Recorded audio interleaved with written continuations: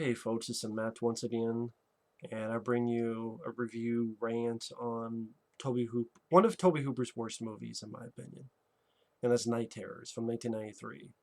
Robert Englund plays two roles, and he's the only thing semi worth a shit, but he can't save the movie. Most of the movie takes place in present time, at least present time of 1993, with this woman who is the daughter of an archaeologist. The archaeologist is played by William Finley, who is in Phantom of the Paradise. He was in Eaten Alive, directed by Tobe Hooper, among other films. She goes over to see him in Alexandria, in Egypt, and she slowly gets pulled into this cult, where Robert Englund is a part of it, and he's the ancestor of the Marquis de Sade. And once in a blue moon, it cuts back to way back in the day of the actual Marquis de Sade, also played by Robert Englund. And there's no reason why those scenes are in this film other than maybe a marketing ploy to have Robert Englund as the Marquis de Sade. Because if you added them up, it'd probably be 5 minutes, 6 minutes at most of footage sprinkled throughout. It's like the first scene in the movie, the last scene in the movie, and sprinkled out scenes throughout. I mean, if I had pushed it, let's push it. Maybe five. Maybe that's saying too little. 5 minutes. That's saying a little bit too little. I'm gonna say 10 minutes. I'm gonna say 10 minutes because you have the beginning, you have the end, and that's the thing is that what the fuck does this have to do with our main plot other than this guy's an ancestor of Marquis de Sade, but at the end of the day, this shit doesn't need to be in the movie. Although, in retrospect, it's the most interesting part of the movie, if you want to call it interesting. And then it just makes you go, why isn't that just the entire movie? Robert Englund back in the day as the Marquis de Sade. I'm not saying it'd be a good movie, but it'd be better than what we got. Because at least Robert Englund as the Marquis de Sade, he's going over the top. Whether you want to call it a good performance or a bad performance, it's at least something to watch. Uh, Robert Englund is the Marquis de Sade. He's getting his feet hit while tied down. He's enjoying it. He's whipped in the back. He gets this stuff in his eye, so now his eye is wide. And he keeps telling this other person to look at him, to look at him, which for some reason makes the guy gouge his own eyes out. I don't know why. I don't know why. Just like does the Marquis de Sade have supernatural powers as well? Is he like the guy from the X-Files episode Pusher? Like he pushes people to do what he wants? Is that what the Marquis de Sade? He's a pusher? Is he a drug pusher? I'll be a drug pusher so I can make money so that I don't have to watch shit like this.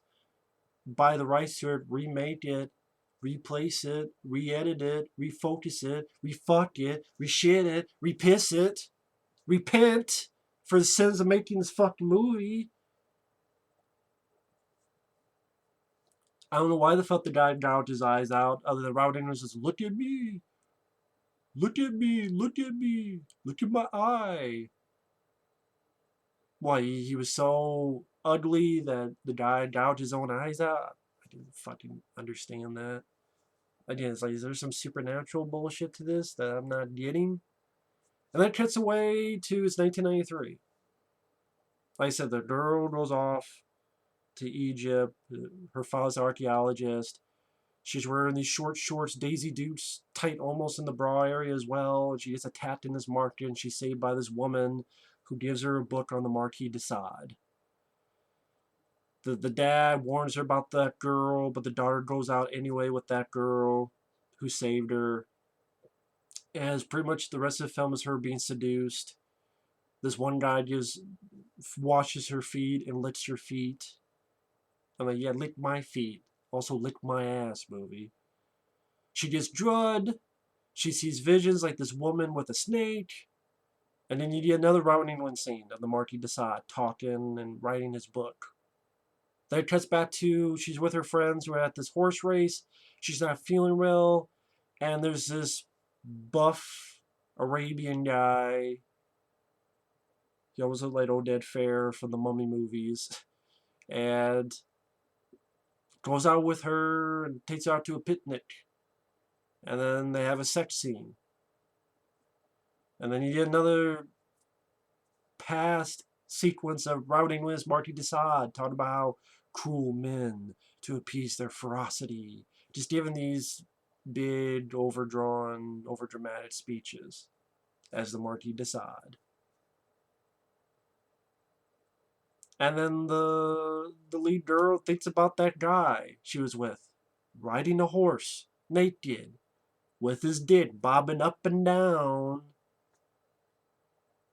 Is that what Robert Englund was talking about before? Look at me. I'm looking at the guy's dick bobbing up and down on the horse to make me gouge my eyes out. His balls slapping on the fucking horse's head. I'm like, poor horse. I feel bad for the horse. This guy's balls. Like, put some fucking pants on. Put some underwear on. Put some bikinis on. I don't give a fuck. Put some thongs on. Put some thong on for you Don. You Don Juan wannabe motherfucker. So his dick bobbing up and down. I don't need to see that shit. Riding in circles. More sex. Cut back to Robert Englund doing more monologues in the past.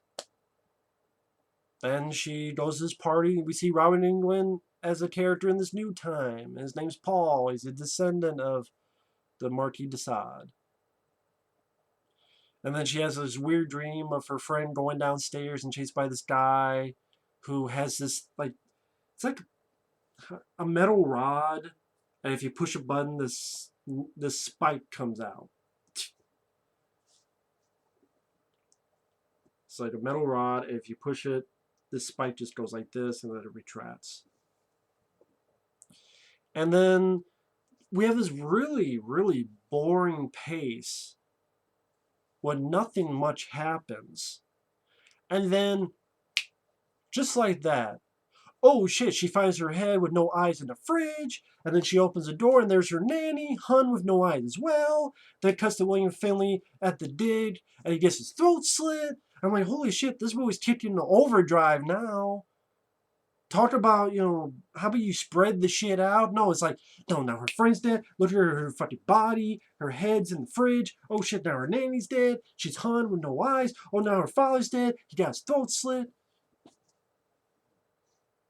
And it's like, okay, like you do nothing and then you kill 3 people in the span of literally a minute. Then she has dreams of blood dripping on her face and snakes. And then that girl that saved her, she pictures her kind of like the villain from The Guardian, Camilla. Like she looks like that. If you ever see that movie when she's got like this green shit on her. I'm like, is that Camilla from The Guardian? For those who don't know, that's a movie from 1990 that I reviewed, directed by William Friedkin. I actually liked that movie. A hell lot better than this movie. I actually didn't mind that movie. Yeah, a hell lot better than this. And then she sees England on a cross, which turns, which that seemed like a decent, practical part of a set. Where you have this big cross and England's on it and it actually does turn. And well, you want me to give you a point because you have a decent part of a set? No, I'm not. And the lead girl's tied up, and you find out this whole thing is because they've gone to great lengths to pervert you. And she's like a spitting image of this girl from back in the day that betrayed the Marquis de Sade. And he had vowed his revenge to find you and pervert you and seduce you. And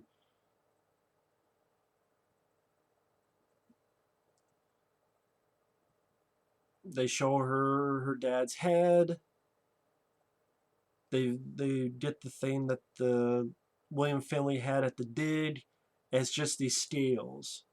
And what I mean by that is literally like scales. Like you put some stuff in, it goes this way. Put this stuff, it goes this way. Like a balancing scale. And that Rowling is like, what? Just a scale? What the hell is this? He doesn't say exactly like that. And then the female that saved the girl at the beginning, like I said, that she when she was attacked at the market, and throughout has been sort of seducing her, and she's been working with Robert Englund. She has like a fondness for the girls. I just she's also like a bisexual or lesbian, whatever the fuck.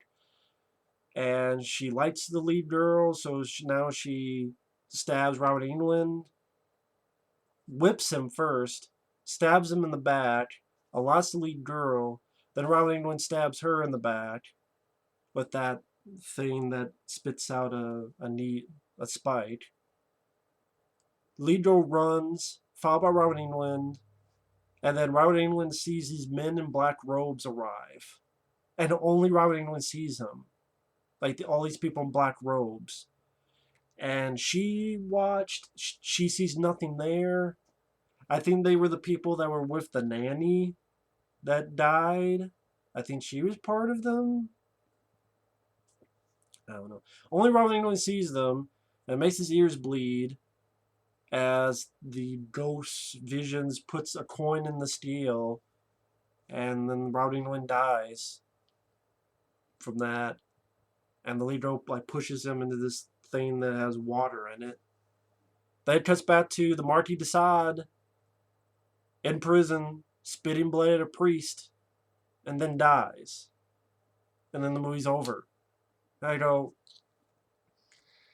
this whole Marquis de Sade thing, if hell, the movie would have been better if it was about just this guy, even though the very anticlimactic ending, where he just, but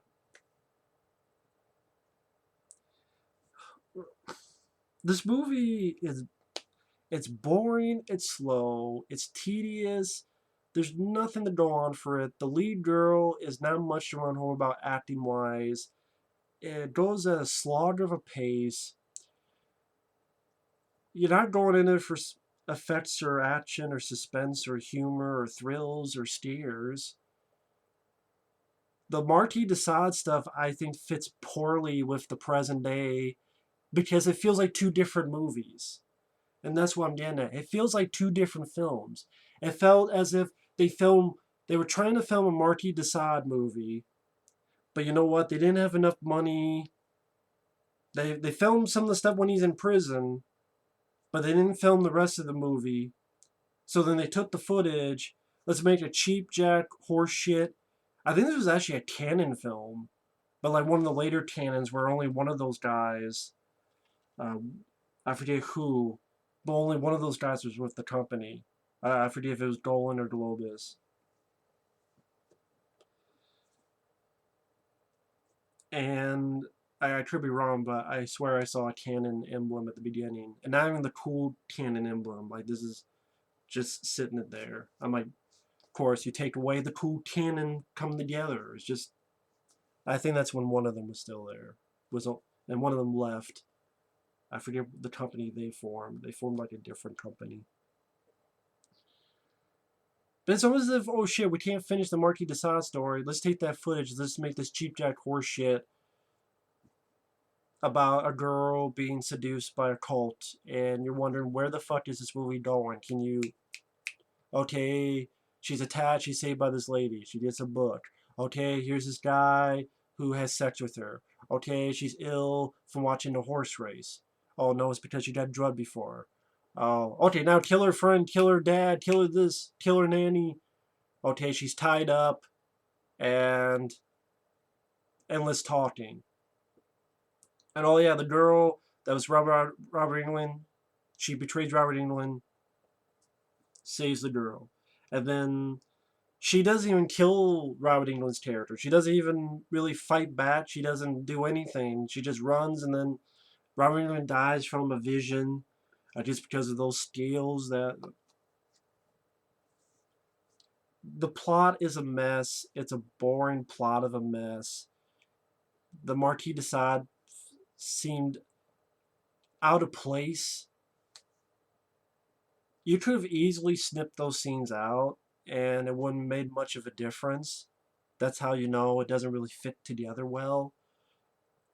And yeah, the Marquis de Sade, yeah, Robert Englund's having fun being a bit over the top, but I can watch a lot of movies with Robert Englund. The Mangler, I think, did that a lot better with an over the top Robert Englund performance. That's how you do it right. This is how you do it wrong. The lead girl did nothing for me. I didn't give a shit about her. I didn't give a shit about her ploy. I just, this is a boring piece of shit movie.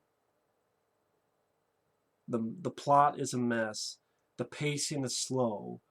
And the ending feels anticlimactic. The Marquis de Sade scenes they feel out of place. They feel like they're part of a different movie that also had Robert Englund.